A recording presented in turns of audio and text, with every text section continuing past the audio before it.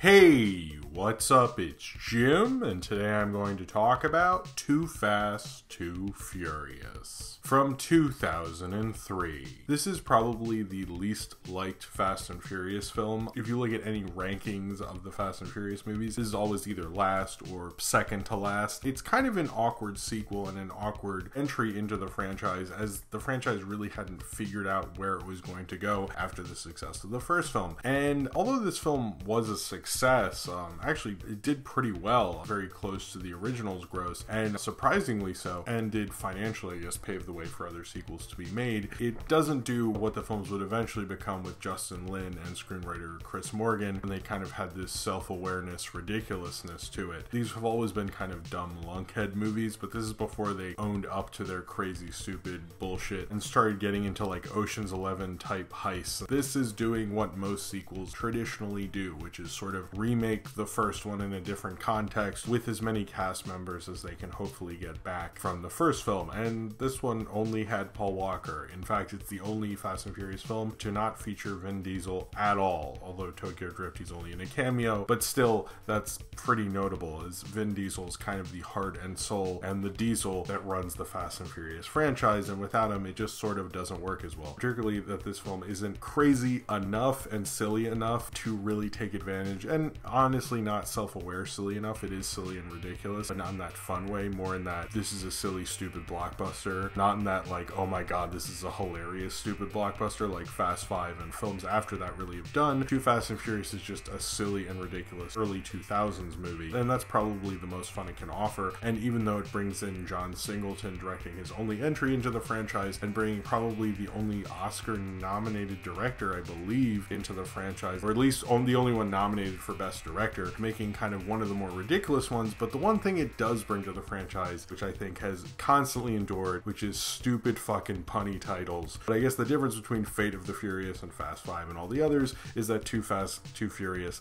doesn't quite get the joke entirely and is just trying to be super cool for the 2000s. Paul Walker's character of Brian O'Connor, who is in Miami and is busted while doing street racing for Ludacris's character of Taj Parker, while he's been on the lam, as he is not a cop anymore and the cops bust him and want to bring him in to kind of take down this drug lord, and he recruits Roman Pierce, played by Tyrese Gibson, as they have to be street racers who help this drug runner guy move his money, I guess, and the cops want to get his money so they can peg him with money laundering or something, and O'Connor uses his connections in the street racing world to get this to happen. And Eva Mendes is also undercover with this drug lord guy, and there's like a cop who's crooked and they almost have a rat eat through him and stuff. The plot's kind of dumb, but it's basically like he goes undercover for drug stuff with street racing again, and it's even dumber than the first one, but there's twos in it and shit. This film doesn't check a lot of the boxes that make Fast and Furious films work, which is the idea of family for the Toretto clan. It also doesn't have the amazing homoeroticism of Diesel and Walker, which is really the glue that stuck these things together. Too Fast, Too Furious kind of misses the point of a lot of that, but I don't think they realized that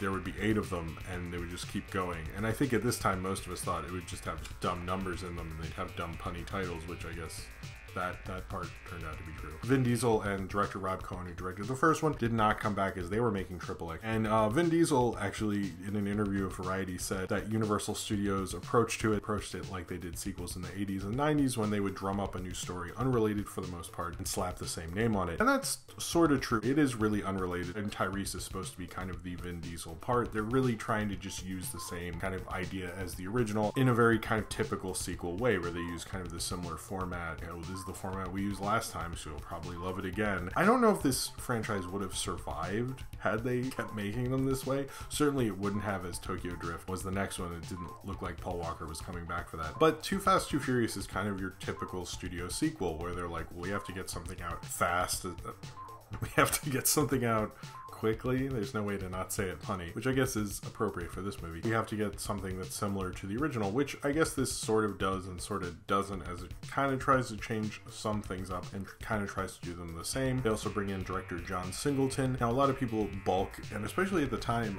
were kind of surprised John Singleton would do a movie like this. Clearly, they have not sat through his kind of reboot, remake, or whatever of Shaft, which was like ridiculous and stupid. I know his film the year before, I think, or the film he made made before this at least, was Baby Boy, which I have not seen, but I heard good reviews about. And a lot of critics were actually a little more favorable to this. Certainly Roger Ebert gave it 3 stars. And this isn't the John Singleton before you go, the guy who directed Boys in the Hood. Oh my god, how could you do this? You're leaving out like a lot of filmography there that tells a different story. He tried to be this kind of auteur, more political director with higher learning and poetic justice and Rosewood and things. He eventually kind of stopped doing that and did more studio stuff, which was Shaft. Four Brothers is kind of more of a studio action film, and I believe this is his most successful film financially. He kind of has fallen off since then. He did direct an episode of The People vs. O.J. Simpson. This film, it speaks to more of the ridiculousness of something like Shaft, and you can tell it's directed by the director of the remake of Shaft, because it plays in such a ridiculous, stupid kind of, I don't really care about this, but I'll also let the studio notes, and I don't really know how to properly make an action sequence. It's done in a stupid enough way that it definitely can pave the way for someone like Justin Lin, but it doesn't have the amazing coverage and the clarity that Justin Lin's camera would eventually have. There's certain sequences in this where I'm like, what the fuck is going on? And it looks like he'll just cut to cars moving around fast and assume that's going to make up an action sequence. Most of the car chases in this I don't even really like all that much, which is kind of not a good thing for a movie about street racers called Too Fast, Too Furious, that he's not even really good at the dynamics of shooting a sequence like that. It often feels like quite a mess, and even in the street racing there's parts where clearly the actor is sitting in a car with a blue screen behind them. And there are actually sequences where his blue screen shots come into a rather good sequence and kind of breaks it up and makes it poppier and sillier, that I both kind of like as a kind of kitschy way, early 2000s thing, and I also kind of hate because it just ruins a better sequence in some cases. My favorite race is actually probably when Brian O'Connor's racing with those lunkhead guys to like get their cars, which they'll use later, which they don't bring back up for like a really, really long time. It takes a while to come back, and you're like, oh, okay, I guess so. Tyrese's character of Roman is sort of nothing like he is in the rest of the Fast and Furious movies, and gives him this weird backstory with Paul Walker's Brian O'Connor character, which I don't think is even brought up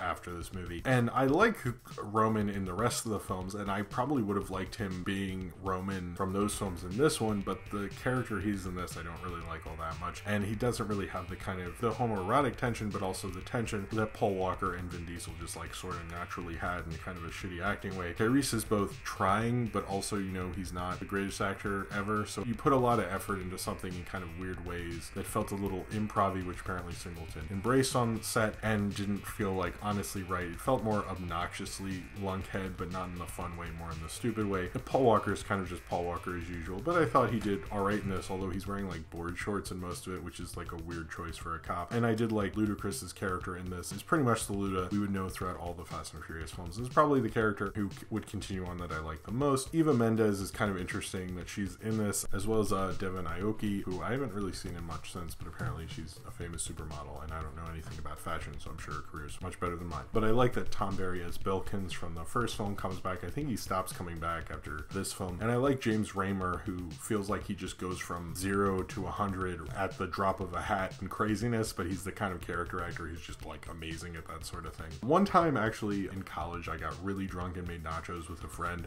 my friend Zero, who helped create Cletus the Fetus with me, and we watched this. Frankly, I don't remember much of what happened because we were super drunk, other than the opening and laughing with him eating gross nachos that we made while really drunk. And that's kind of my memory of this. It's a very 2003 summer movie. In fact, it actually shot in Miami at the same time as Bad Boys 2, which sounds like the most summer 2003 thing I've ever heard, other than like me getting drunk, which I think was another summer 2003 thing. This doesn't really hold up to the rest of the Fast and Furious films, and I think if you're going to skip any of them, it should be this one, because it's fairly forgettable. Despite the fact that it brings in Roman and Ludacris's character, everything else about it is kind of inconsequential, frankly. Every franchise has its awkward entry. Sometimes when you get into the awkward entry, you end up with more awkward entries after that, and it's hard to kind of recover from this thing. And believe me, I don't think anyone in 2003 thought it was going to, especially after Tokyo Drift. But I think Tokyo Drift sort of has its charms in some places. This is kind of like a misbegotten kitschy mess of the early 2000s, and it kind of reminded me of kind of the ridiculousness that most people probably don't know the self-awareness and ridiculousness of the Fast and Furious films, just understand it as ridiculous and don't want to take the self-awareness as seriously and as beautiful as it really is. This is just kind of stupidness, just frankly lunkhead stupid. It's not like in that self-aware beautiful way that Justin Lin would do. John Singleton, the reason he's not making like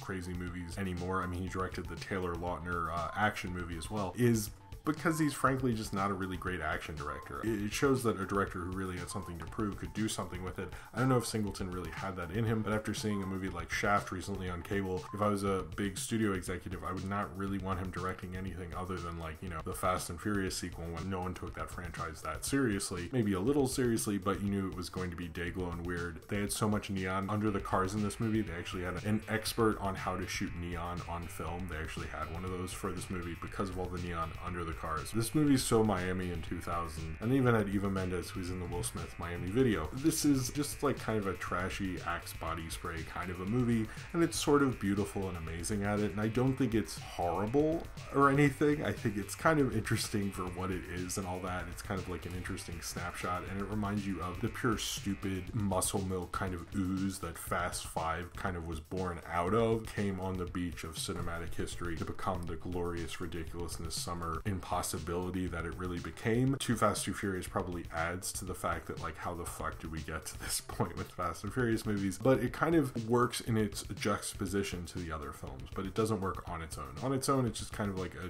shitty early 2000s ridiculousness mess, and that's kind of fine. I sort of don't get any of the acclaim for it. I get with Tokyo Drift because it started Justin Lin and Chris Morgan. It has an odd place in the continuity of the Fast and Furious films, but Too Fast, Too Furious, all it has is its dumb title, and that's it. That's the only cool thing about it, really. I guess introducing those characters and just being what it is, which is kind of glorious in itself, but it's not in that glorious, amazing way that had me laughing. It was just an amazing, nostalgic kind of trip back to go, wow, the early 2000s were just as dumb as I thought they were at the time, and now they feel even stupider. Now I have slight nostalgia for them, which gave me kind of agita, and I was eating lunch at the time, which was super not cool, so thanks a lot, John Singleton. But if you're just in a ridiculous, stupid thing that Fast 5 would become, Bad Boys 2, which was shooting at the exact same time, is probably a better example of. There's better examples of early 2000s things. It's just this connects to the franchise that would push the early 2000s ridiculous action stardom that never worked out, leading the Fast and Furious films to be kind of the expendable, forgotten action stars